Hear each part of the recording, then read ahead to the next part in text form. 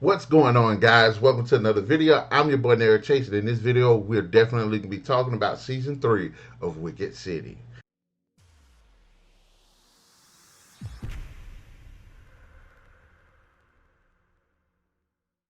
Now, continuing on from season 2 of Wicked City, our heroes are together and things are going good, decent. Everybody's still reeling from the events of the previous season, but there's one little thing. At the end of season 2, there was a little girl that ends up being coming to who ends up disappearing out of nowhere, and she's skipping and hopping, so you know there's going to be something there. And lo and behold, this season she is a demon named Amaiah, and she's ready to kick some ass, doing all types of wow stuff and releasing what is come to be known as the fear fever, in which a lot of people die.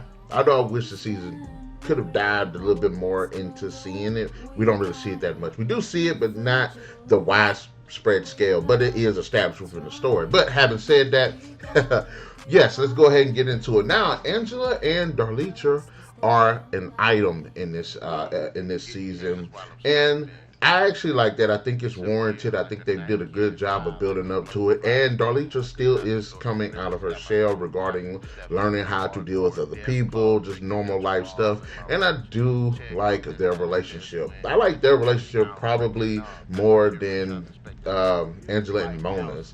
It's more than Jordan and Javier's.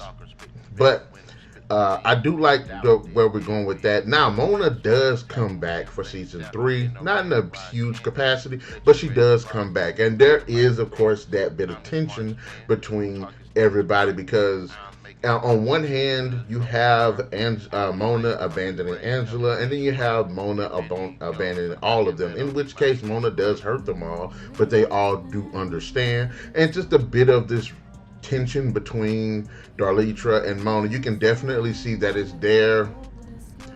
But I do appreciate the fact that it is woven into the story and it is handled well enough to where there is a good amount of character depth and development regarding not only the reintroduction of Mona, but Darlitra as a whole.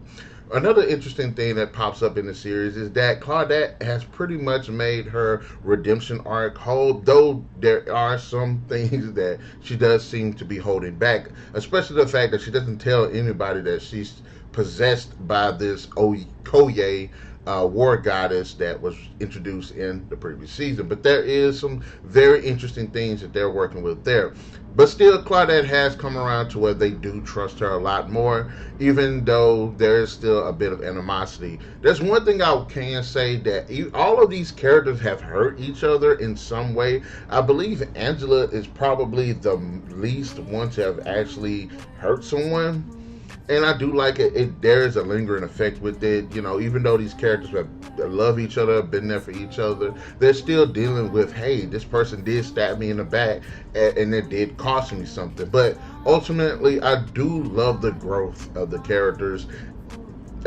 Even though sometimes it do seem to harp on a lot of the issues that have previously happened. Now, one of the interesting things that I like as a continuation from season 2 is the fact that Sherise has now taken over Obsidian Dream, which is the handler's place from the previous season. And in this one, she's trying to help out the magical community. It's still a strip club, but she's, you know, they're not slaves like they were under the handler, so she's trying to do a lot of good. She has a boyfriend, but she has this interesting relationship with the new big bad. His name is, what is that fool's name? I don't know. Anthony. Anthony is the big bad of season 3, and I gotta say, he is just the most forgettable character. Just forgettable.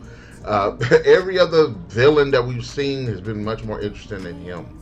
He almost feels like a shoe-in, but there is also the fact that Javier's come back and he's working with Sherise, and it's going to this bigger story that's going on with this Amaiah character that's infecting all of these people across the country. Now, I will say at first I was like, "The Javier, it's Javi." I was sad when Javi showed back up. I was like, "Oh, come on, just let it go, man." But later on, there is moment. There is the opening. Of course, he comes back, so to open up the door for, hey, will he get back with Jordan? And I do like that storyline of will they, won't they, the tension that they have between them, the trust that was broken in season 2, and see where it goes in this one. You got Claudette and Caden attempting to rebuild the council, which was destroyed in season 2.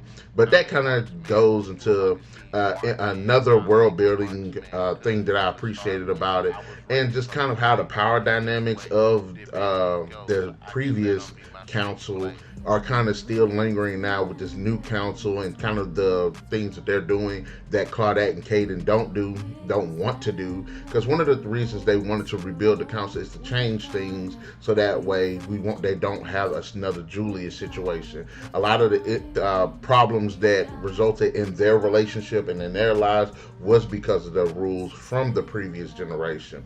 So I like how they were trying to change it, and the challenges that they both had, and how those challenges actually made them butt heads and put them at odds with each other, because we see them trying to mend their relationship based, because of everything that happened previously. Another thing that is kind of I did like was Angela is dealing with a lot of the trauma that she dealt with being controlled by Julius, because everybody's under the assumption that all of the things she did possessed not only by Julius but by Okoye. She don't remember, but she actually does, and she's dealing with it throughout the series as well. So one of the things that another thing that I thought was pretty cool is, again, Mona coming back, and how